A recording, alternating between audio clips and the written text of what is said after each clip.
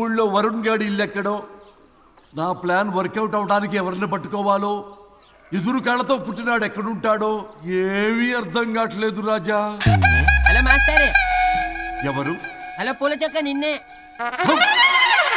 పూల చొక్క అంటే వీడికి నేను కనపడుతున్నాను, అంటే వీడు నాకు బాగా వర్కౌట్ అవుతాడు.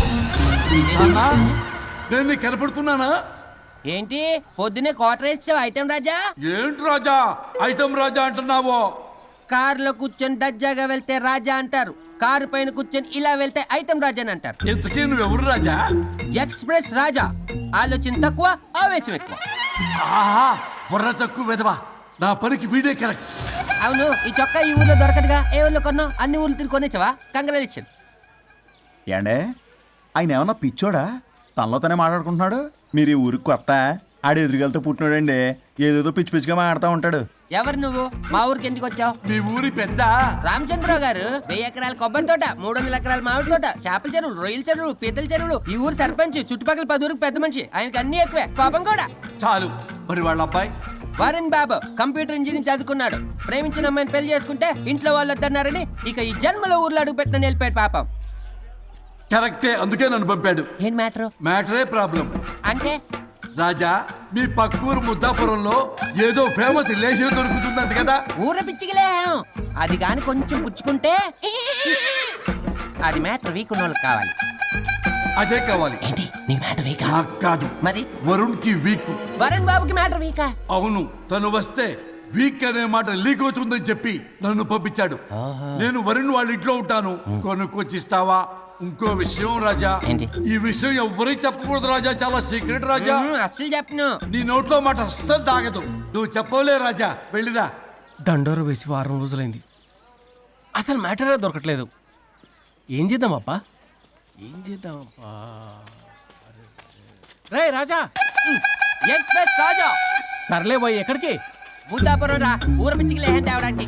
దేనికి రానికి? ఇంకా పెళ్లి కాలేదు కదా. నాకు కాదురా, రామచంద్ర గారు అబ్బాయి వరుణ్ కి. వరుణ్ కి మ్యాటర్ వీకా? ఇది సీక్రెట్, ఎవరికి చెప్పొద్దు. అర్థమైందో? అర్థమైంది. ఇందు మూలంగా 50 మందికి తెలియజేయడం ఏమనగా, రామచంద్రరావు గారు అబ్బాయి వరుణ్ బాబుకి మ్యాటర్ వీక్ అంట. హో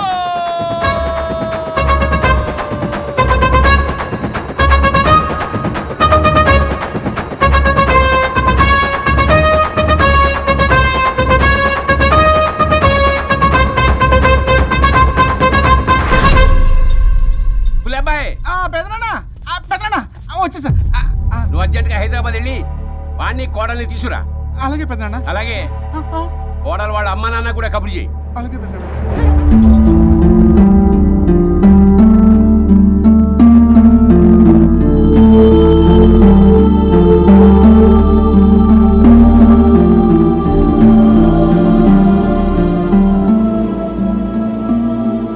మమ్మల్ని ఎందుకు ఇంత సడన్ గా పిలిపించారు? మన కొబ్బరి తోటలో ఎండిన బొండాలకి పీస్ తీయడానికి కూలీ వాళ్ళు తక్కువయ్యారు, మీ చేత పీకించడానికి పిలిపించా. అయ్యో, నా కొబ్బరి పీస్ తీయటం రాదు, ఓన్లీ డిజైనింగ్ తప్ప. చెప్పరాడికి అన్నయ్య అది కదా, ఎందుకే ఊరలందరూ నువ్వు తేడా అనుకుంటున్నారు. తేడా అంటే ఇదే ఇదే అంటే మాడ అని. మాడ అంటే టమ్లేని బొండమని రా. అదే దమ్లేని బోండం సోఫా.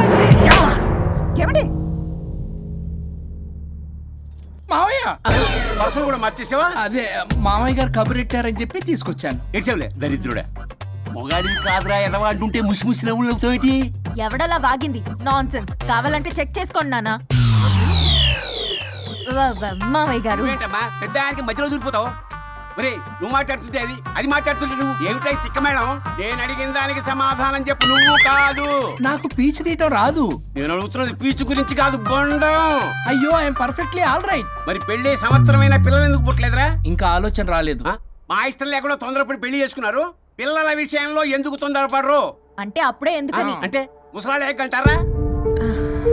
ఇప్పటికే వీడి విషయం ఊరంతా పాకింది, వేరే ఊరు కూడా పాకిన పరువు మొత్తం పోయే లోపల అమ్మాయి కడుపు పండిందన్న శుభవార్త నేను వినాలి. ఏ నోటితోటైతే వీడు సంసారానికి పనికిరాడని చాటింపు వేశాడో, అదే నోటితో రామచంద్రరావుకి వారసుడు రాబోతున్నాడో అన్న చాటింపు నేను వినాలి.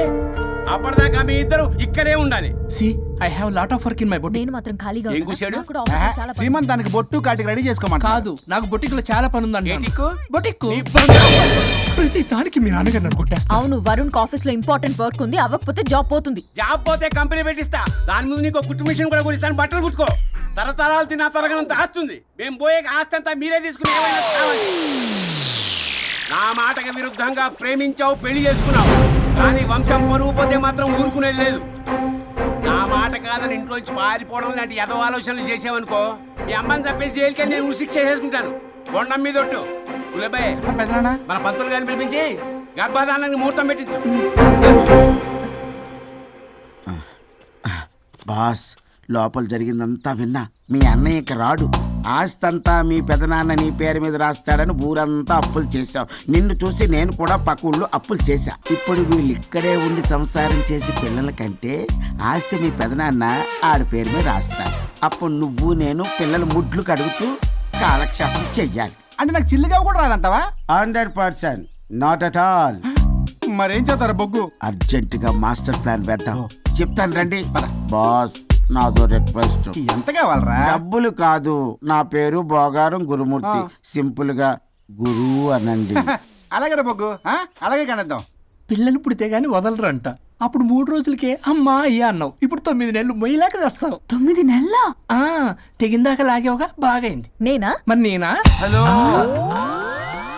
దీనికి కర్త కర్మ క్రియ నేనే. కొట్టేస్తాను మిమ్మల్ని. మమ్మల్ని వదిలే అంటే వినిపించుకోవా? 2 మనసులు కలిస్తే ప్రేమ గాని 2 శరీరాలు కలిస్తే ప్రేమ కాదు. బుద్ధి లేకుండా చేసావు. అసలు మీదొక ప్రేమ. ప్రేమించుకునేటప్పుడు మీ ఇద్దరు ఎదురెదురు పడి రోజుకి ఎన్నిసార్లు ఐ లవ్ యూ చెప్పుకున్నారు? 24 గంటలు సరిపోలా. ఆ లెవెల్లో ఐ లవ్ యూ అని చెప్పుకున్నారు. అదే పెళ్ళైన తర్వాత ఎదురెదురు పడ్డప్పుడు ఎన్నిసార్లు ఐ లవ్ యూ చెప్పుకున్నారమ్మా? రోజుకొక్కసారి, పోనీ నెలకొక్కసారి. మీదొక ప్రేమ. మేము నమ్మాలి పిచ్చోళ్ళలాగా. ఈ రోజుల్లో అన్ని రిలేషన్లు ఇలాగే తగలబడ్డాయి. Love at first sight, divorce at first fight. ముందుగానే విడాకులు తీసుకొని తర్వాత పెళ్లి చేసుకునే రోజులు వచ్చేసింది బాబు. 11 పెళ్ళంట, 12 విడాకులంట. చీచి అనిపించటల్లా మీకు? రాజా, లైఫ్ లో సెకండ్ ఛాన్స్ ఎవ్వరికీ రాదు. నాకు రాలేదు. ఈ చెప్పడానికే మీ వెంటబడి బతిలాడుతున్నా. ఇప్పుడన్నా మించిపోయింది లేదు. ఒకరినొకరు అర్థం చేసుకోవడానికి ప్రయత్నించండి. ఎదుటి వారి దృక్పథంతో ఆలోచించండి. ఎంతకన్నా నేనేం చెప్పలేను. మీకు కృతజ్ఞతలు.